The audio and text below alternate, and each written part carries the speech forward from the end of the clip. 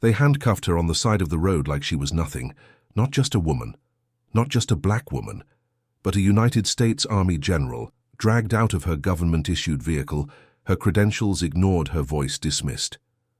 Her command jacket was folded on the passenger seat. Her military ID was in her hand. Yet none of that mattered when two local officers, fueled by arrogance and racism, pulled her over on a highway outside of Norfolk, Virginia, and decided that a black woman behind the wheel of a luxury military SUV must have stolen it. She said it 3 times, calmly, firmly, professionally. "I am a general. Active duty. You're violating federal law." They laughed. "Oh yeah, and I'm the damn president." Hands on the hood now. It didn't matter what she said, how she said it, or the stars on her collar. They didn't see rank, they didn't see service, they didn't see sacrifice. They saw color. And for them, that was enough to erase a whole lifetime of dedication in seconds. Cameras from other vehicles caught pieces of the scene. Her face pushed against the SUV window cuffs, tight behind her back, one officer chuckling to the other about how good it would look to arrest a fake-ass soldier. They didn't check the ID. They didn't call it in, they didn't ask questions, they made a choice, and that choice would start a storm they could never control. What followed wasn't just a legal battle, it wasn't just a public outcry. It was a war between truth and prejudice, honor and ignorance, but it wasn't fast, and it wasn't clean. First came the silence, then the media spin, then the moments of doubt that crawl into your skin when the system you've defended your entire life turns against you. She sat on the hard bench in that county jail, still in uniform pants, her wrists bruised from the steel. No phone call, no explanation, no apologies. Hours passed. Then a local news anchor reported an unknown black woman impersonating military personnel had been detained peacefully by authorities for further questioning. Her heart dropped. They weren't just erasing her, they were replacing her truth with a lie. She wasn't treated like an officer. She wasn't treated like a citizen. She wasn't even treated like a human being. The next morning, she was brought into a courtroom, still cuffed, still in partial uniform, with the local PD smirking behind her. No one in the court recognized her. No one knew her history. No one saw the battles she'd led, the lives she'd saved, the families she'd written condolence letters to when soldiers didn't come home. No one saw a hero. They saw what they wanted to see. And that was enough to start the process of criminalizing her existence. But what they didn't know, not the judge, not the prosecutor, not the smirking deputies, was that her fingerprint scan, quietly entered into the system hours earlier, had set off red alerts in the Pentagon. Because the woman they'd arrested wasn't just a general. She was on track for one of the highest positions in U.S. military leadership. But the system didn't move fast. It never does when it's about fixing what's broken. The hours dragged, the media twisted, and every second she sat there being humiliated in silence, watching as people whispered, judged, assumed. She could hear someone in the back row of the court whisper, "She probably faked the whole thing." And that's when she realized the uniform she wore could protect a nation, but it couldn't protect her blackness. And still she said nothing. She waited, she endured, and deep inside she planned. Because this wouldn't be the end of her story. This would be the start of something bigger than anything she had ever led on a battlefield. Because what happens when the people who swear to protect you are the ones trying to destroy you? And what happens when the entire country finds out a call would soon come in, a call that would shake the courtroom to its core. But before that happened, the courtroom laughed at her. The arresting officers whispered to the prosecutor. People rolled their eyes when she stated her rank. The judge barely looked up from his desk. A police report full of lies was read out loud like scripture. And still she stood there, tall, silent, staring forward. Not because she wasn't afraid, not because she wasn't humiliated, but because she'd spent decades learning how to hold her ground under fire, even when the bullets are words and the battlefield is your own country. And as the smirk on the arresting officer's face grew wider, thinking he'd just made a name for himself somewhere deep in the heart of Washington, D.C., a secure phone line started to ring inside the Secretary of Defense's office. And when that phone is answered, when that truth is spoken, when the weight of her name crashes into the room, Will it be enough? Will one phone call be enough to dismantle the lies that have already been sown? Will the system correct itself? Or bury her deeper? And most importantly, what will she do when it's her turn to speak? Stay until the end. Before we begin today's story, we want to speak directly to our black viewers here at Plough of Twist. We stand firmly against all forms of racism, discrimination, and injustice. This channel is a safe space for powerful, truthful storytelling, and a place where your experiences matter. We honor your strength, your dignity, and your resilience. Racism has no place here. Never has, never will. Now sit back and get ready for a story that will shake your soul, stir your heart, and prove once again, justice always finds a way. If you haven't yet subscribed to the channel and turn on notifications, let's dive in. Norfolk, Virginia was a city that wore its contradictions like medals pinned to a crooked uniform. Military pride on one sleeve, deep-rooted prejudice on the other. You could walk its streets and hear the rumble of Navy jets overhead, feel the salt of the Atlantic wind brushing against your skin. And yet in the shadows of those patriotic displays, there lingered a quiet, persistent truth.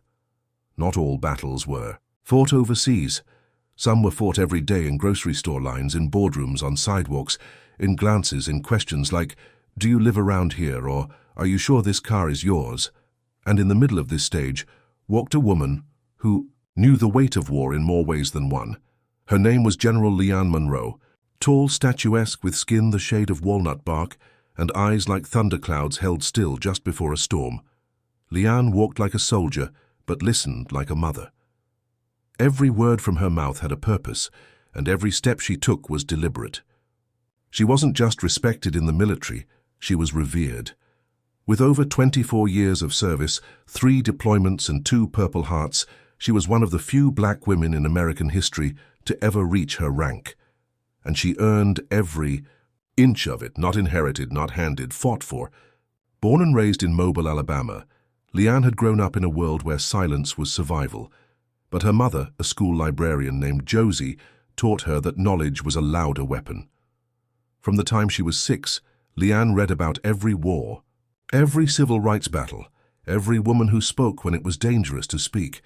And when her father, a shipyard mechanic, died from asbestos complications while still in his 40s, Leanne promised herself that she would rise, not just for her family, but for people like him, forgotten people, invisible people.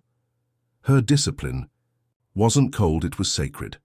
She treated the military not as a machine to serve, but as a sacred duty to protect. And unlike many around her, Leanne never lost sight of who she was beneath the uniform. She kept her natural hair trimmed close, but never hidden. She made time to write letters to mothers of young black recruits who were scared about their sons being on the front lines. She advocated quietly and relentlessly for more representation in the upper ranks. And though her face had never graced the covers of magazines or nightly news specials within Pentagon circles, her name held the weight of steel. Outside of work, she was a widow. Her wife, Amira, had died from breast cancer 6 years prior, a pain that Leanne rarely spoke of, but that lingered in the corners of her voice when she mentored young officers about grief and resilience.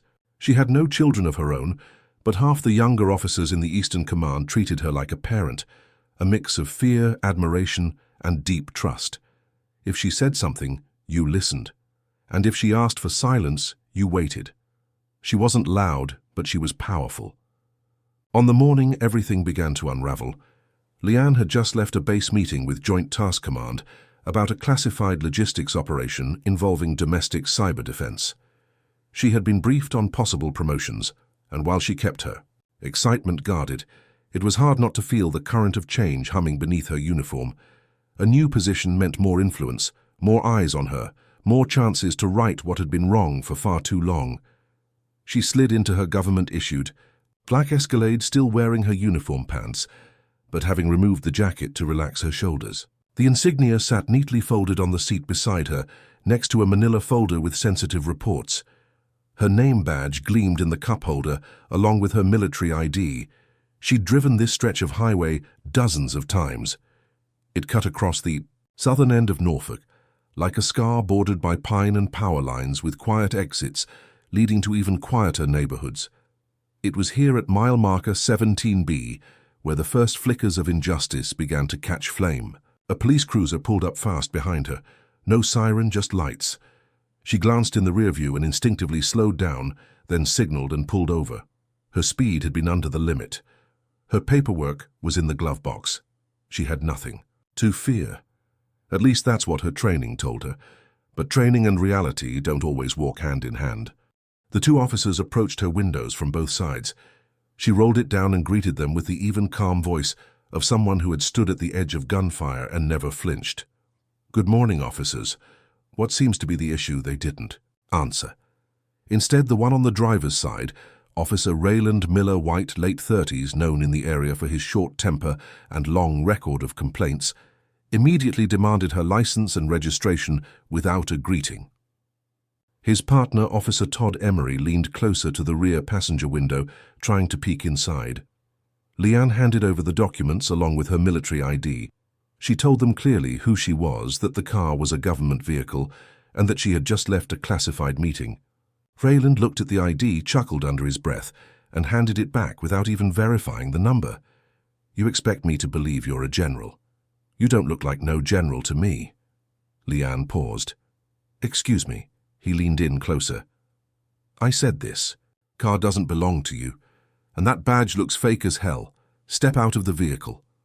The silence that followed was dense enough to choke on. Her training told her to comply. Her instincts told her to speak. But somewhere in the middle, the woman who had walked through fire for a country that now looked at her like a criminal, she hesitated. "I am not stepping out without explanation," she said. "You are violating federal jurisdiction." Todd reached for the door. Rayland placed his hand on his holster. "We're not asking, we're ordering. Out now." In seconds, she was pulled from the car, pushed against the hood, hands twisted behind her back, cuffs snapping shut, with a violence that had nothing to do with threat and everything to do with power. Her ID fell to the ground. The folded uniform slipped onto the pavement, the 4 stars of her rank glinting, in the sun, unnoticed and uncared for. They didn't search the car. They didn't call in the badge. They called in backup and a tow truck. They made jokes, took their time, treated her like a liar who had just been caught in costume.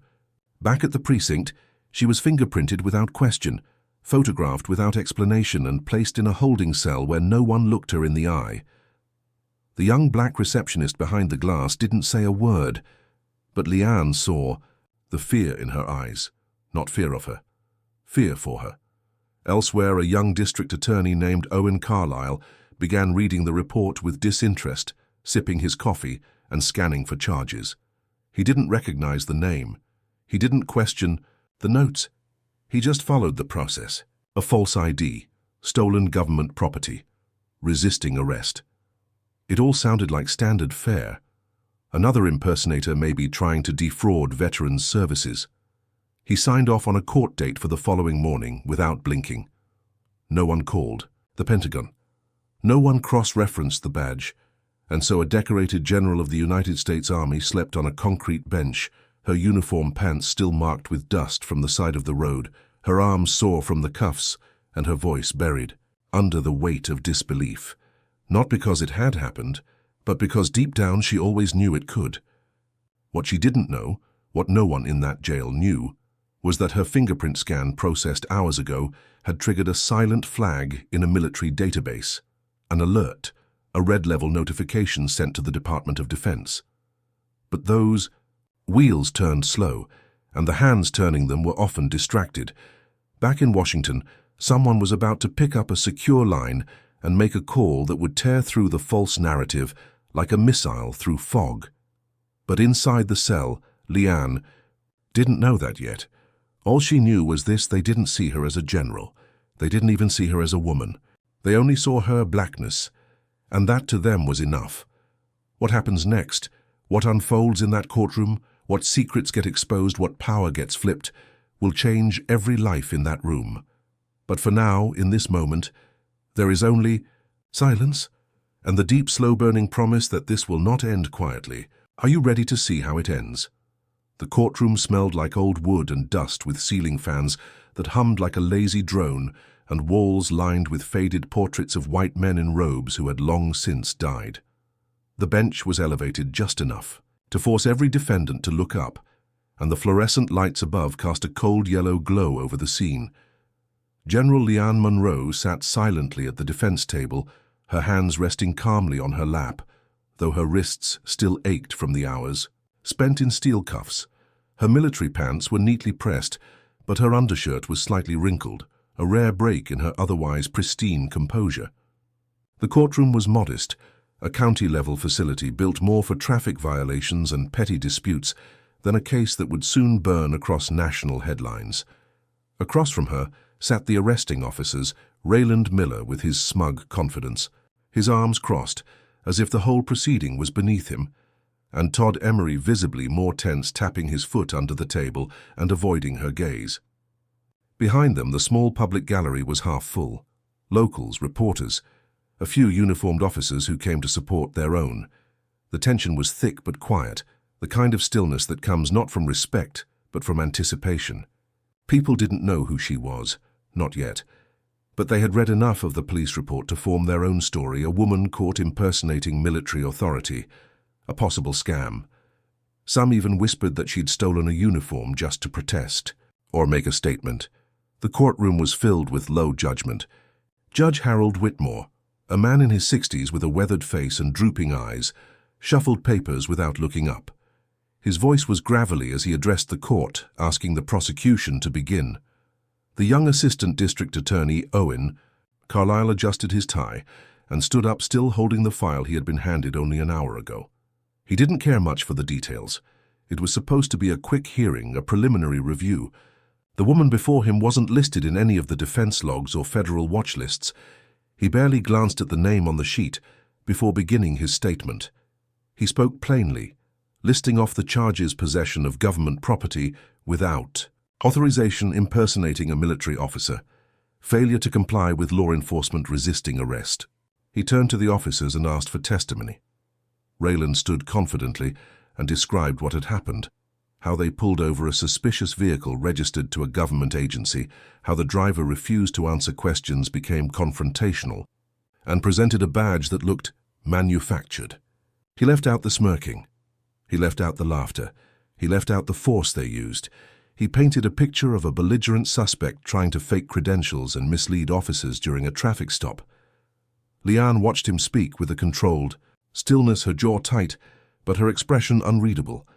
When the judge asked her if she wished to make a statement, she slowly rose to her feet. Her voice was calm, deliberate, but each word struck like a hammer. "My name is General Leanne Monroe," she said. "I serve this country as an officer in the United States Army. The identification I presented was real. The car is a government-issued vehicle. I was coming from a classified logistics briefing at Joint Task Command in Norfolk. These men arrested me without verifying my credentials, without probable cause, and without following protocol. I was not aggressive. I was not evasive. I was clear. And they ignored all of it." A long silence followed. The courtroom didn't erupt, not yet, but you could feel a shift, a ripple of confusion. Several people glanced at each other. The judge furrowed his brow, flipping through the file again with new attention. Owen Carlyle looked up sharply, scanning the name. His hand paused, then moved again, tapping the folder. "Your Honor, we request time to verify this information," he said. "There appears to be a discrepancy." The judge agreed. A brief recess was called. Leanne sat down, and as the officers returned to their table, Todd Emery glanced at her. For the first time, something like shame flickering across his face. Rayland, on the other hand, was whispering something smug to his attorney, clearly unfazed. In the hallway outside, a storm was beginning to build. Leanne's court-appointed attorney, a young black woman named Janelle Reed, leaned in close and whispered, "They're checking with the DOD. If you're who you say you are, Vet, and I believe you, this is going to explode, but we need to stay calm. Don't give them anything they can twist. They're already writing your story, piece by piece." Leanne nodded. She had no intention of giving them anything. But inside, a fire had started to burn, not of rage but of purpose. They didn't know what they'd done. They thought this was just another mistaken identity, another report to bury, another moment to sweep under a rug. But her name had already been entered into systems they couldn't reach. Her face had already crossed desks in Washington that they would never see. Back in the courtroom, a clerk returned to the judge's bench and whispered something urgently. The judge leaned forward, his face darkening with focus. He picked up the phone, dialed a number, waited, then spoke with someone behind closed lips. The call was short. He hung up slowly, then addressed the courtroom. "This hearing is now in recess until further instruction from the Department of Defense," he said. "All proceedings are paused pending official verification of the defendant's identity." You could hear the silence expand like thunder underwater. Raylan's smirk began to falter. Todd shifted in his seat again, now visibly sweating. Owen Carlyle stepped out quickly, speaking into his cell phone, pacing the hallway. Outside the courthouse, a black government SUV pulled up. 2 uniformed military personnel stepped out, one a communications officer, the other a logistics aide. They didn't answer questions from reporters. They moved like chess pieces across a board with precision and purpose. Inside a sealed envelope carried by one of them was a letter signed by the Secretary of Defense demanding immediate release and legal intervention on behalf of General Leanne Monroe. But the letter wouldn't be delivered just yet. Inside the courtroom, the murmur was growing. Janelle leaned toward Leanne again. "This is going to move fast now," she whispered. "But I need you to know something. That officer, Rayland, he's got a history." I looked into it. Multiple complaints. Excessive force, racial profiling, all closed, all buried. But if we get you out clean, we can go after all of it. Leanne stared forward, her eyes never leaving the empty bench. "I don't want clean," she said, her voice low and even. "I want justice." The judge returned, face drawn and serious. He looked at her now differently, not with respect but with uncertainty. He was realizing that he may have made a mistake that could follow him for the rest of his life. That a headline wasn't just a headline, that this woman in military pants and a quiet stare might very well be the storm that undid years of silence. "We're awaiting final verification from the Department of Defense," he announced. "Until then, this court is adjourned." And just like that, the gavel fell. But the tension didn't break. Outside, a crowd was forming. Reporters, protesters, a few, veterans who had recognized her name from online forums and whispered memories. The air was buzzing, not just with injustice, but with something bigger, something electric. Leanne walked through the courthouse with her head high. The cuffs were gone, but the bruises remained. People turned as she passed. Some looked away. Others stared. One elderly black man near the back stood and gave her a silent salute. She didn't stop. She didn't smile. Because this wasn't the end. This wasn't even the explosion. That was still coming. And what no one in that courthouse knew, not Rayland, not the judge, not even Janelle, was that the call that had come in from Washington had already triggered an investigation that went far deeper than just this case. The Department of Justice had been quietly collecting complaints against local officers in Norfolk for months. Civil rights violations, fabricated charges, suppressed body cam footage, and Leanne Monroe's case. It wasn't an embarrassment, it was the perfect entry point. So the question now was no longer, will she be vindicated? The question was, how far will the fallout go, and who will still be standing when it does? The courtroom lights were no longer dim. They blazed like spotlights, now reflecting off the polished mahogany bench and the glossy lenses of the cameras that had begun to multiply along the rear wall. Word had gotten out.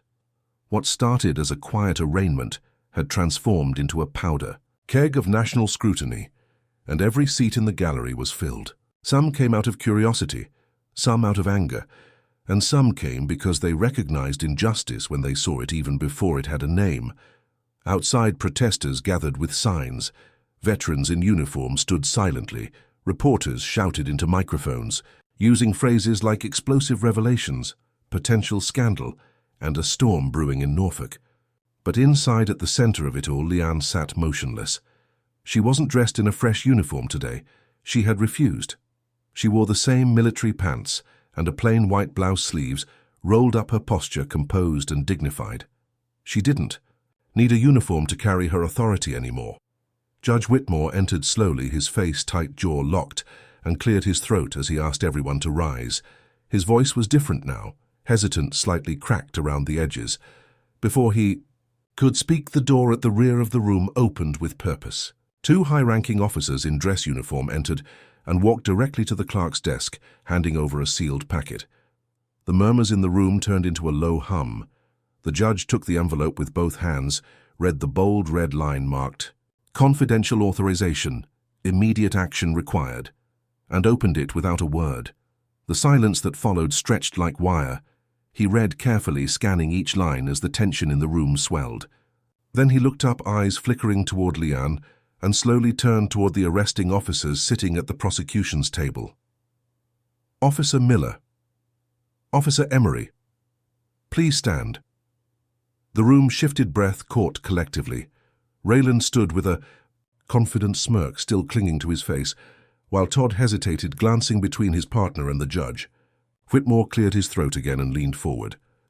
"This court has received direct confirmation from the Department of Defense, supported by chain-of-command documentation and immediate top-level clearance, that the defendant before us is indeed General Leanne Monroe, active duty, with full federal clearance and military authorization for her vehicle credentials and position." A sharp intake of breath cut across the gallery. Furthermore, Whitmore continued, pausing deliberately, "This court has been informed that the arresting officers failed to follow protocol, ignored federal identification, and engaged in excessive force and unlawful detainment. In addition, there is evidence, including audio from body cam recordings, indicating that the arrest was not only unconstitutional, but motivated by discriminatory bias." At those words, the courtroom erupted. Gasps, whispers, and sudden shifting in chairs filled the space. Leanne remained still, but her fingers resting on her lap curled slightly, knuckles tightening. It wasn't surprise. It was the controlled release of truth finally surfacing. Rayland scoffed. He turned to Todd. "This is a joke. They're scrambling to cover for her. Come on, Todd, say something." Todd didn't answer. His face had gone pale. The judge continued, "We have also received a formal request from the Department of Justice, effective immediately, to detain the officers involved in this arrest, pending further federal investigation. Officer Miller, Officer Emery, you are hereby remanded into custody." Rayland's voice snapped through the room. "This is bullshit." She lied. "She set us up." Leanne finally turned to look at him, her voice calm and slicing. "I didn't have to set you up. You did it to yourself." Todd raised his hands slowly, his voice trembling. "I didn't know she was military.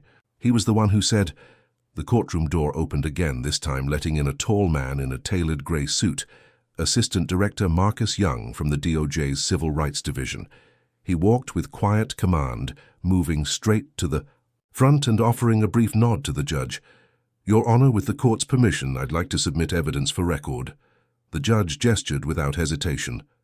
Marcus opened a briefcase and pulled out a stack of documents and a small hard drive. "These materials," he said, "contain internal reports, sealed complaints, and suppressed footage from within the Norfolk Police Department. Officer Rayland Miller is connected to at least 15 prior civilian complaints involving the use of excessive force, nearly half of which involve black civilians. 5 cases were quietly settled. The rest were dismissed due to lack of evidence, despite internal recommendations for further review. Officer Emery is named in 6 of those cases as a supporting officer. Owen Carlyle, the young prosecutor, stood stunned. He leaned toward the judge. "Your Honor, I had no idea." "You're not under question, Mr. Carlyle," Marcus cut in, "but you will need to account for why these documents were never presented to your office. We believe someone within the department was intercepting or suppressing misconduct reports." Rayland finally lost composure. "You're all just doing this because she's military, because she pulled rank. That's what this is." "No, Leanne," said her voice rising now with years of buried steel. "This is because you forgot that a badge doesn't make you untouchable, because you thought no one would believe a black woman over 2 white cops, because you looked at me and saw someone you could humiliate just like the others. But I'm not them, and I didn't come here to be pitied. I came to be heard." For the first time, the room went completely silent, not from shock, but respect. The judge turned to Leanne, his tone more subdued now. "General Monroe, is there anything you wish to add for the record?" She stood slowly. Her voice didn't shake. I don't need to explain my worth. That was proven long before this courtroom existed. But I will say this. Every person who looked the other way, who helped hide the patterns, who chose silence instead of accountability, they're part of the damage. And I intend to make sure every one of them is seen. She sat again, slowly, deliberately. Todd Emery slumped back in his chair, defeated. Raylan shouted something unintelligible before being escorted out by 2 federal marshals. Cameras caught. Every second. Microphones recorded every breath. Outside, the crowd had grown into hundreds. And as the doors opened and Leanne stepped into the sunlight, a wave of silence swept across the crowd, followed by a roar of applause, then chants that echoed down the courthouse steps. But what no one knew yet, what hadn't been spoken out, loud, was the true weight of the envelope still unopened in Marcus Young's briefcase, a list of names, a pattern of silence, and the plan. Leanne was about to lead to tear the whole thing down, not just for herself, but for every voice that had ever been dismissed, and that would begin with a decision only she could make. One that would shake not just Norfolk, but the country itself. Because when you give a soldier a voice, and that voice is finally heard, what comes next is not just justice, it's reckoning, and that reckoning. So was just beginning. The crowd outside the courthouse had swelled into something far beyond what anyone had anticipated. It wasn't just a protest anymore. It was a gathering of testimony of lived experience of pain that had gone unanswered for too long. Elderly veterans stood shoulder to shoulder with teenagers holding handmade signs. Mothers clutched photos of sons who'd been beaten, profiled, arrested, erased. You could feel it in the air. The turning of something old, the crumbling of something quiet and cruel. But inside, in a smaller locked conference room just off the judge's chambers, a different kind of reckoning was unfolding. One spoken not through chants or cameras, but through the heavy weight of truth being laid bare word by painful word. General Leanne Monroe sat at the head of a long table, not because anyone had placed her there, but because everyone else instinctively left the seat open. Beside her sat Janelle Reed, focused, her hand resting on a notepad she hadn't touched since the conversation began. Across from them, Marcus Young laid out printed files one by one, each containing details that tied names, dates, and decisions to a network of cover-ups inside the Norfolk Police Department. A network protected by silence, enabled by bureaucracy, and hidden behind the thin veil of procedural oversight. And every line they read out loud stripped away another layer of illusion. Leanne's voice was steady, but cold. "You're telling me they knew about all of this, the settlements, the deleted footage, the suppressed complaints." Marcus nodded his fingers, tapping a page that showed Officer Miller's internal review history. Not only did they know they documented it, but they marked the incidents as non-disciplinary. Every time a report escalated, it was rerouted to a compliance supervisor who had a direct relationship with Miller's father. A retired officer, highly decorated and politically connected. Janelle leaned forward. So the system wasn't broken. It was working exactly how they designed it. Exactly, Marcus replied. Designed to appear functional while quietly discarding any case that threatened its image. Leanne shook her head slowly. Her voice cracked, not with weakness but with fatigue. Years of weight were beginning to surface. Every speech she had given to young recruits about accountability, every sit-down with families asking if their loved ones would be safe, every meeting where she stood as a symbol that the system could be better. All of it was tainted now by the knowledge that in the background that same system had knowingly discarded justice. "Do you want to take it further?" Marcus asked. His tone was cautious. "You have the credibility, the exposure, but if you go public with this, they're going to fight. They'll drag up every personal detail they can find. They'll spin it as revenge, even with the evidence. It won't be." Clean. Leanne looked at him, her eyes suddenly sharp. "I don't need it to be clean, I need it to be honest. I've spent my entire career being careful, composed, respectable, and for what? So they could tackle me like a criminal in broad daylight, so they could call me a liar to my face. They don't get my silence anymore." Marcus nodded. "Then we start. Here with this list." He slid a folder across the table. "These are the officers who were protected, the ones who filed false reports, the ones who had victims that were never heard. The DOJ is prepared to file federal charges against 6 of them, immediately. But we want you to lead the internal inquiry. As a military liaison, public-facing, you'd be the face of reform and the one directing how deep we dig. Janelle's breath caught slightly. That's bigger than just Norfolk. It is, Marcus confirmed. This could open the door to investigating departments across the state, maybe further. But it starts with someone who the country trusts, someone who's already earned it. Leanne stared at the folder. Her fingers didn't move to touch it yet. She felt the pull of every soldier who had ever walked into her office crying, every mother who asked if things would ever change, every glance she'd gotten from officers who didn't see her, just her rank and her race split in their minds like oil and water.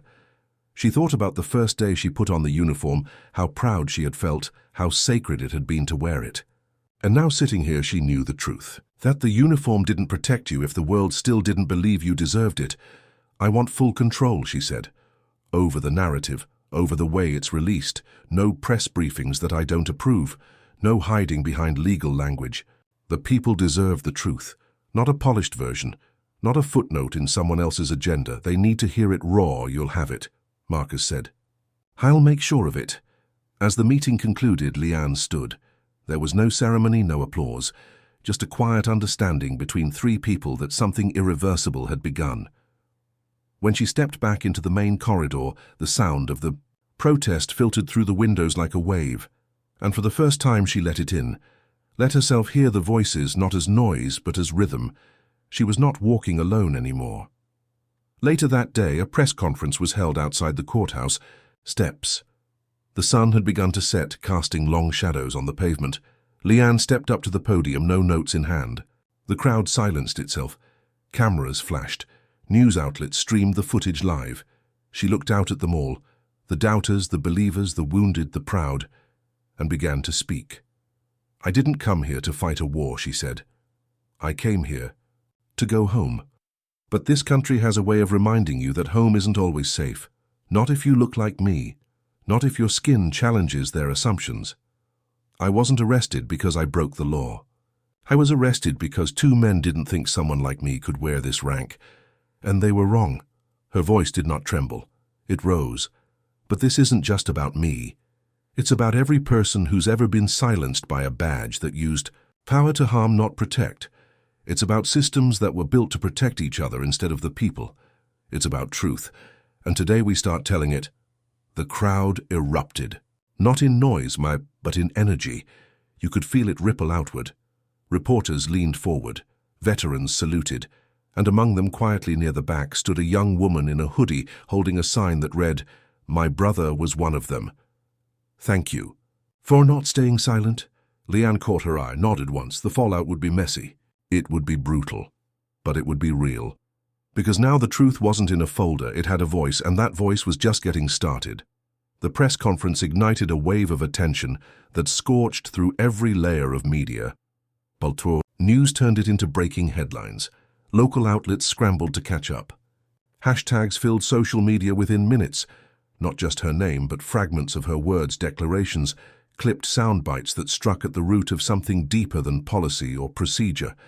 The phrase, "They didn't see me, just my." Blackness hit harder than anyone expected. Veterans from across the country began to speak up.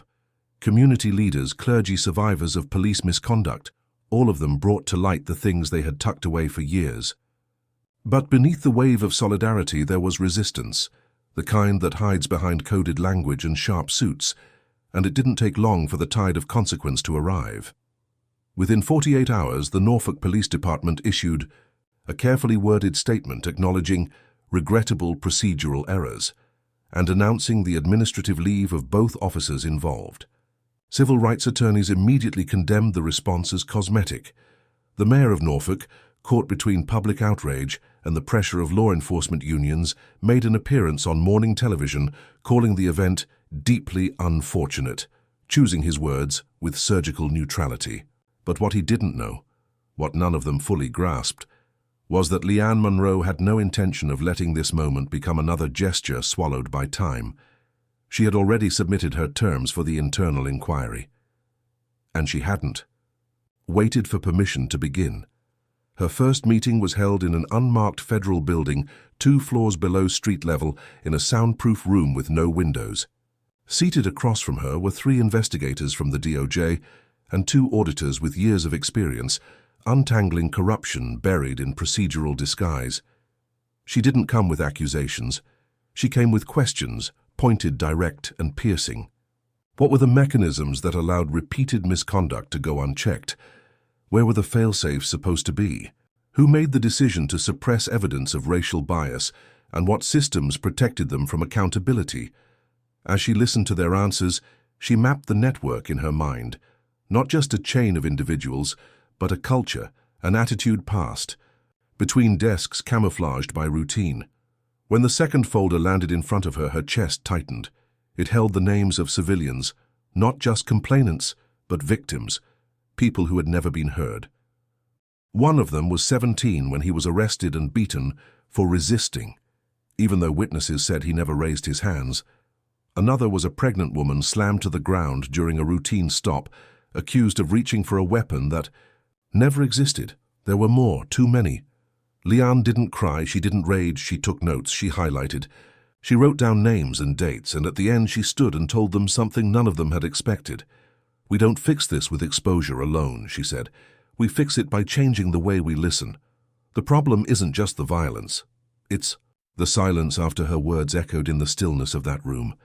And over the next few days, she began conducting interviews with the victims' families. Not scripted meetings or public events, private conversations, in their homes, in church basements, in community centers.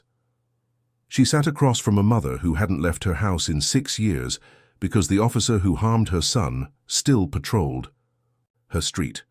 She listened to a young man speak in a whisper about the night he was pulled over, stripped of his dignity, and made to apologize on video for something he didn't do. Some of them were skeptical, others were bitter. But slowly, something changed in their eyes. Because for once someone wasn't talking down to them. She was listening. Meanwhile, opposition grew louder. Conservative talk shows branded her a political puppet. Commentators questioned her emotional neutrality, accusing her of personal bias. Anonymous accounts released parts of her military record out of context, spinning her discipline and integrity into narratives of ambition and arrogance. But the accusations couldn't keep pace with the truth. Former colleagues spoke out in her defense. Military commanders confirmed her record, her valor, her decades of unblemished service. And as the country watched, a larger question began to form, not about guilt or innocence, but about the very nature of accountability in a system designed to protect itself from shame. Within Norfolk's City Council, pressure mounted. Council members received death threats. Others were approached by lobbyists warning them of budget threats if the inquiry continued. Even the chief of police, who had initially remained silent, was forced to make a statement. He appeared on camera with sweat under his collar and delivered a speech about rebuilding trust, but never once mentioned her name. Leanne watched the clip in silence, then turned it off and drafted a list of policies she planned to bring before the governor's office. Ones that would directly confront qualified immunity, civilian review boards, and the allocation of federal grants to departments with histories of misconduct. But as momentum grew, so did the moral complexity. Janelle came to her office late, one night, eyes heavy, holding a file that hadn't yet been shared. "You need to see this," she said, sliding it across the desk. It was a deposition from Officer Todd Emery, the one who hadn't spoken much during the arrest, the one who flinched during the courtroom proceedings. Inside the statement, Todd admitted to knowing her identity within minutes of the stop. He had recognized her face from a briefing poster at the base. But when Rayland insisted she was faking, Todd stayed silent. Not out of malice, out of fear. Fear of his partner, fear of losing his job, fear of being labeled weak. And in the weeks since the arrest, Todd had reached out to the DOJ and asked to testify, voluntarily, not in exchange for a deal, just to speak. Leanne sat with the file in her hands for a long time. Janelle said nothing. Finally, Leanne exhaled. "So what now?" she asked quietly. "Do I let him speak? and paint himself as a reformer? Or do I hold him to the same standard as Miller? He's not the same, Janelle said. But that doesn't mean he's innocent. The real question is whether we're building something better or just tearing down the old. You have to decide what kind of justice you believe in. That night Leanne walked the streets of Norfolk alone. No guards, no cameras, just her and the city that had both wounded her and awakened something she couldn't ignore. She passed storefronts and parks and alleys that told their own quiet stories. And in one of them she saw a mural, newly painted, of a black woman in uniform. Not her, but someone who looked like her. Beneath it were the words, "We don't rise by silence." She stood there for a long time, because the dilemma wasn't simple, and justice never is. Forgiveness without accountability is permission, but punishment without redemption is just a different kind of silence. And now, with the entire country watching, she had to choose which path would define the next chapter, not just of her story, but of the system itself. And what she would decide would change everything. The morning sun bled through the windows of the modest conference hall, where the first public forum was set to take place. It wasn't grand or glamorous, just a high school gym that had been converted into a community assembly space. Folding chairs lined the room in imperfect rows filled with locals, not just supporters but skeptics too. Journalists were seated, to the side quiet, restrained but ready to pounce. On the stage there was no podium, no banner, just 3 chairs and a circle of light. And in the center of it all sat General Leanne Monroe, her uniform jacket folded across her lap, not worn. Because she knew this wasn't about her rank anymore. It was about her humanity, about what came after the fire. The crowd was silent when she stood. There was no speech prepared, no teleprompter, just the weight of everything she'd carried and the weight of what she was about to let go. Her voice, when it came, was slow, like someone unfolding a sealed letter they'd kept buried for years. "I didn't ask to be here," she said, and her eyes swept the room. "I didn't plan to become the center of anything. I wore the uniform because I believed in something bigger than myself, but believing in a system doesn't mean pretending it's perfect. And when that system fails, not just once but over and over, silence becomes betrayal." There were no cheers, no applause, just listening. Deep, hard listening. She continued, her voice dipping, gathering more weight with each word. "I have read files over the past weeks that broke me in ways no battlefield ever did. I have looked into the eyes of mothers and fathers who buried their sons without justice. I have seen the receipts, the cover-ups, the deliberate erasure of pain. And I've also seen people within those systems who are desperate for change. People who want to do right, but are trapped in cultures of fear and loyalty to silence." A pause. Then, with clarity so sharp it made the room flinch. "Which is why I need to speak about Officer Emery." A ripple of attention passed through the audience. Todd Emery sat 3 rows back, invited by Leanne herself, though no one knew he would be there, until the moment she acknowledged him. He didn't wear a uniform, just a grey button-down and jeans. His hands were clasped tightly in his lap. He hadn't moved since the meeting started. The cameras zoomed in, slow and quiet. She didn't look at him as she spoke. She looked at the crowd. There are 2 kinds of silence. The kind that protects you because you're afraid, and the kind that protects others because you're brave enough to say the truth, even when it condemns you. Emery stood beside a man who abused his power. He didn't stop it, he didn't speak, but he came forward. Not when the lights were on, not when it benefited him. He came when it cost him everything. Janelle, standing in the shadows off stage, held her breath. This wasn't what they had agreed upon, but it wasn't a surprise either. She'd seen it building in Leanne, this reckoning between punishment and justice, between vengeance and healing. Leanne finally turned and looked directly at Todd. He didn't flinch. His eyes were red but steady. "You don't get to undo what happened," she said, her voice unwavering. "But you get to decide who you are after it. I'm not here to hand you forgiveness like a medal. That's not mine to give. But if we're going to rebuild what's broken, we need people willing to stand inside the fire and own their part in it. You did that. And now the work begins." For a moment, no one knew what to do with the silence that followed. It wasn't empty. It was filled with something raw and unprocessed. Then a woman in the back, one of the mothers whose son had been profiled and assaulted years ago, stood up slowly. She didn't speak. She simply nodded once toward Leanne, and in that single gesture was a signal that change doesn't roar. Sometimes it breathes. That evening, Leanne was invited to a closed-door session with the governor and members of the State Ethics Committee. It was the first time the conversation shifted from reactive to proactive. There were discussions about restructuring police training programs, allocating federal oversight resources, and establishing an independent civilian review board with subpoena power, something unheard of in Virginia's law enforcement culture. But Leanne didn't just bring policy. She brought people. She requested that every meeting from that point forward include community leaders, not just officials. She made it a condition. If you want my voice, she told them, you bring in theirs too. I won't speak in rooms where their pain is left outside the door. It wasn't political, it was personal, and it worked.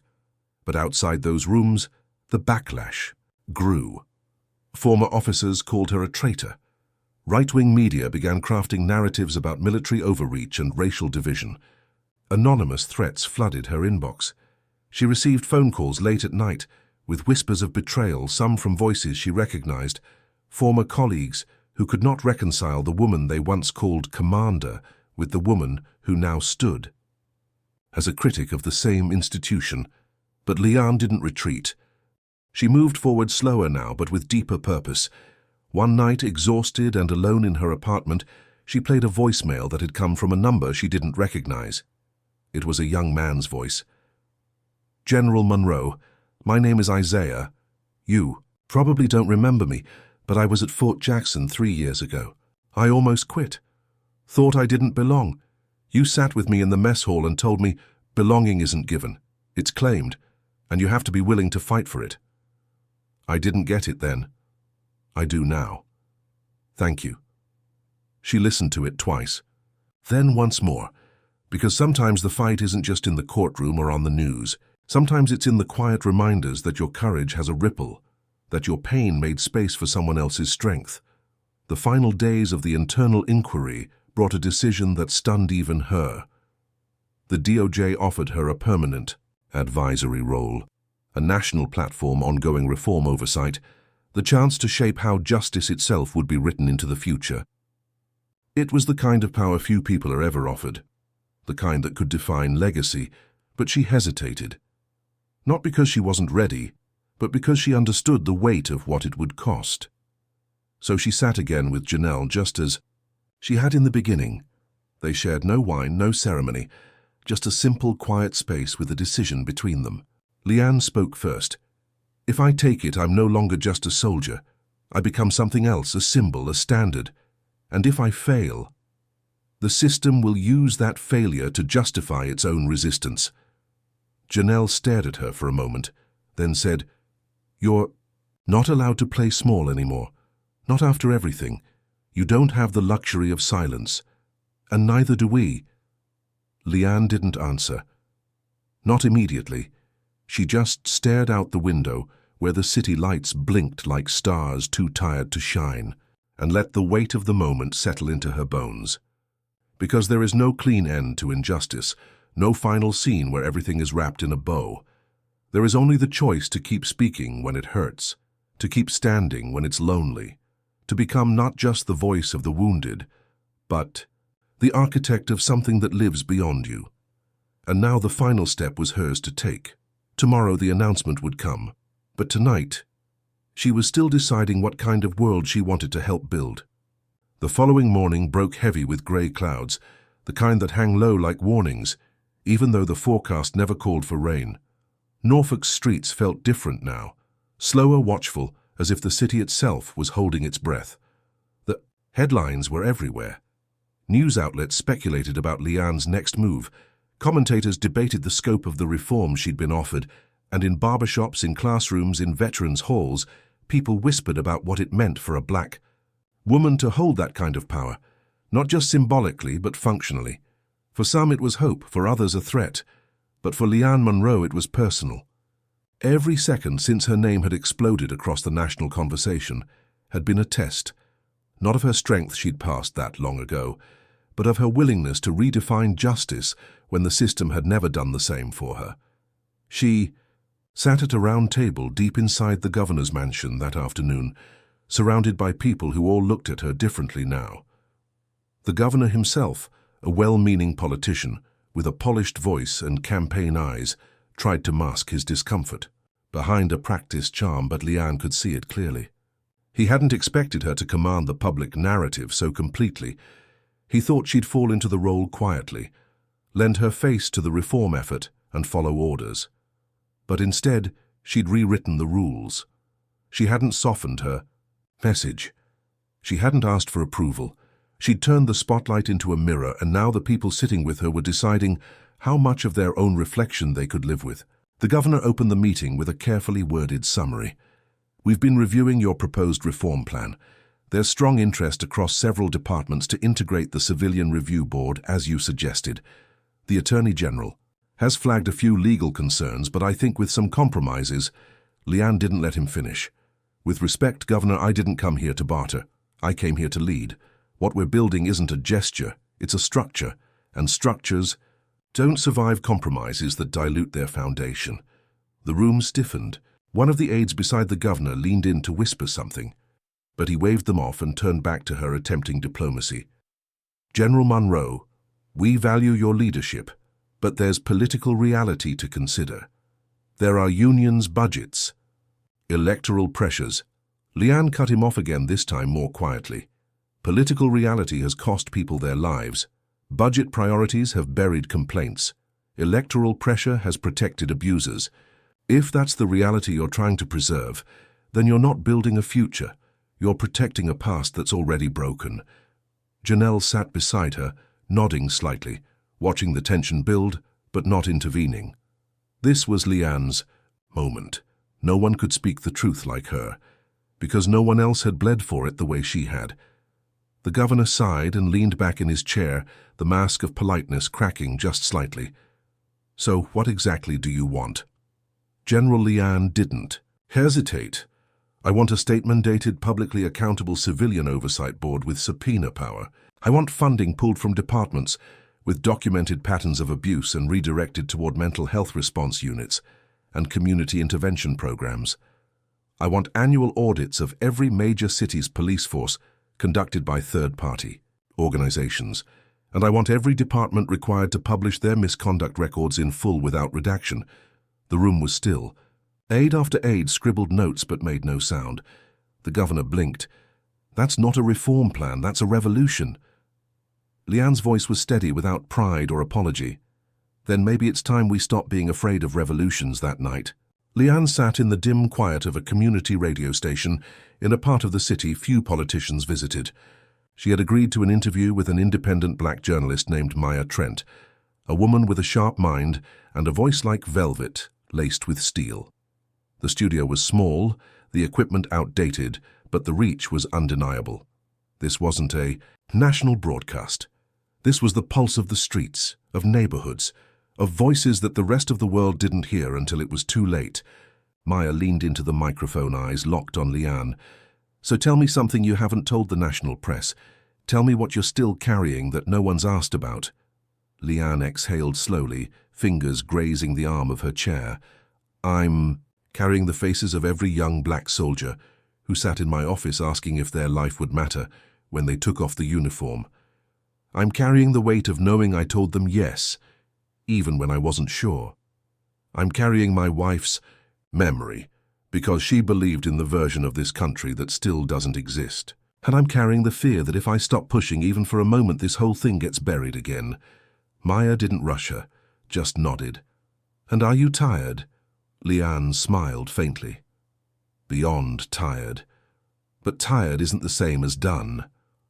"I didn't survive war zones to be undone by paperwork and press conferences." Later, walking back to her car, through a quiet alley behind the station, Janelle caught up with her.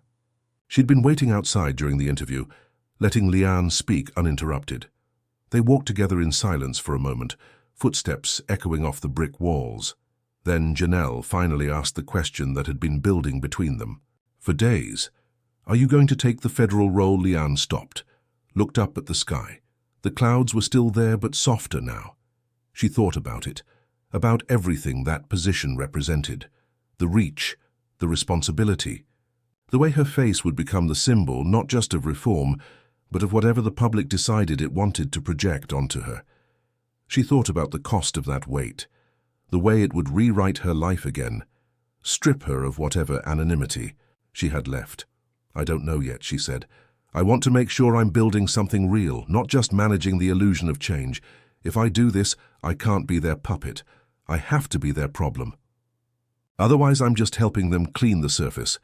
Janelle looked at her for a long time, then said softly, "If anyone can be both the storm and the architect, it's you." They parted ways at the car. The streets were quiet again, but nothing about what was coming would be. The next morning, Leanne received a call from a number she didn't recognize. When she answered, a voice on the other end identified themselves as the son of one of the first officers she'd ever disciplined for misconduct, a case she remembered well buried in her first few years of command. She tensed instinctively, but the voice was calm. "Me and my dad haven't spoken in years," he said. "But I watched your press conference, I read the articles. I just wanted to say..." He never changed. But maybe this time the story will. It was the smallest of victories, but real. That afternoon she stood at the edge of the reflecting pool in Washington, D.C., away from the microphones and flashing cameras. A quiet visit, just her and her thoughts. She stared into the water, the image of the Capitol blurred in the ripples, and thought about what it meant to hold space between the truth of what had been and the hope of what could still be shaped. She didn't cry, but her eyes burned. Because power, she realized, wasn't about being untouchable. It was about being accountable to the people who gave you their pain and asked you to do something with it. And now she had to decide how far she was willing to go. Not just for herself, but for them. For every voice still waiting to be heard. 6 months later, Norfolk was not the same city.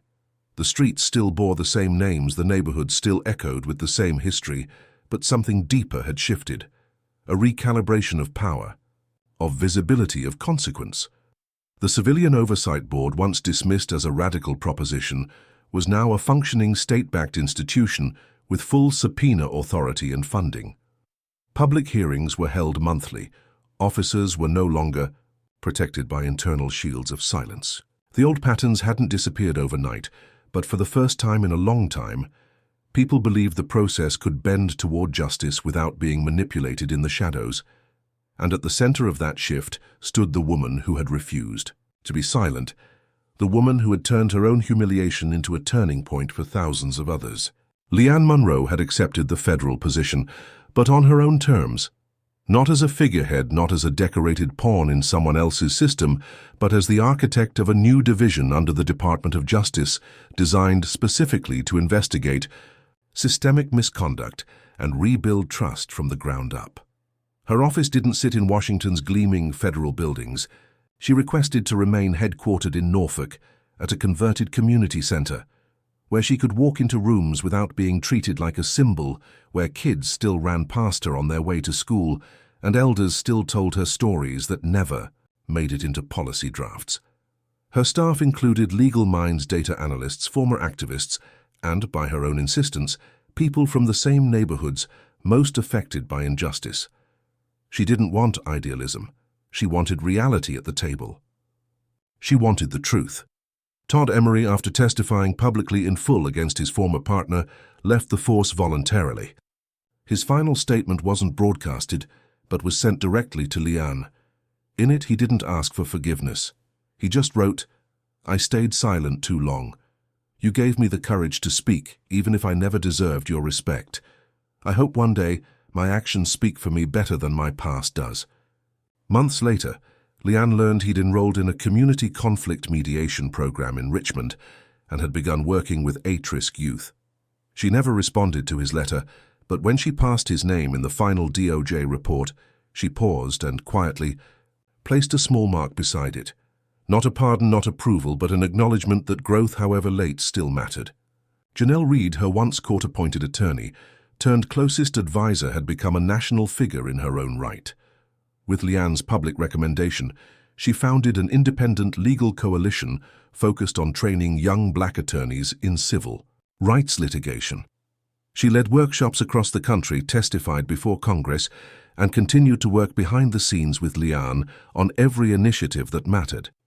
Their bond had evolved from necessity to something more profound, a partnership built on shared pain, shared fire, and shared vision. They had started in a courtroom, and now they were rewriting how those courtrooms functioned. As for Rayland Miller, the former officer who sparked the collapse, his fall was swift and decisive. After his arrest, federal investigators found additional evidence linking him to a network of manipulated reports and off-the-record warnings that had been quietly buried by superiors over a span of 10 years. He was convicted not just for the wrongful arrest of Leanne Monroe, but for obstruction of justice and falsification of evidence in at least 4 other cases. He lost everything: his badge, his pension, his reputation, and yet the justice delivered wasn't loud. It wasn't vengeful, it was methodical, unforgiving in its precision. And when asked by the press what she felt upon hearing his sentence, Leanne simply said, "It was never about him. It was about who he thought he could be, without consequence." The country watched as new legislation modeled after her initiative passed in 2 additional states. Pilot programs were introduced to restructure police training with emphasis on trauma-informed responses, implicit bias, and real accountability measures. Every time a camera caught her speaking, it was clear she wasn't performing. She was leading. And behind that leadership was the same unwavering calm she had carried in that courtroom. The calm of someone who had nothing left to prove, only work left to do. But perhaps the most unexpected impact was what happened on a single Thursday evening in a middle school auditorium in Portsmouth. Leanne had been invited to speak not by an official, but by a 12-year-old girl named Tamara, who had written her a letter after seeing her on the news. In the letter, Tamara wrote, "You look like my mum, and my mum told me that women like us have to be louder with our actions than they let us be with our voices. But you made them listen. I want to be like that." When Leanne took the stage in that auditorium, standing before rows of kids with big eyes and bigger dreams, she didn't speak about law or strategy or reform. She spoke about fear, about doubt, about being underestimated, about carrying history on your back and deciding in a single moment not to let it weigh you down, but to let it teach you how to move differently. She ended her talk by telling those kids something she had never said out loud in public before. "They tried to make me invisible, but I already knew who I was before they ever looked at me. You don't wait for them to see you. You build something so powerful, so grounded that they can't look away." And when she stepped off the stage, Tamara ran up to her, hugged her waist, and whispered, "I'm not afraid anymore." Leanne bent down and whispered back, "Good, because I was never doing this for me." So now I ask you, the listener, what did you feel as her story unfolded? Were you angry, inspired, uncomfortable? Did you see yourself in her, or did you see the system that tried to silence her? Because stories like Leanne's aren't just about victory. They're about the question we all have to answer when we are faced with the truth. Even when it's hard, even when it challenges what we thought we knew, do we have the courage to listen, to act, to change? Justice isn't just what happens. In courtrooms, justice is what we build every day in how we treat each other, in the silence we break, in the truth we protect. And sometimes justice wears a uniform. Sometimes it sits in the back of a patrol car in handcuffs. But when it rises, when it speaks, it does so with a force that reshapes everything around it. If this story moved you, if it made you think, if it made you feel seen, then subscribe to Tales of Twist right now and turn on your notifications. We have more stories, like this one, stories that shake, challenge, and inspire. Leave a comment below and tell us, what would you have done in her place, and what will you do next, knowing what you know now? Until next time, keep listening, keep feeling, and above all, keep speaking.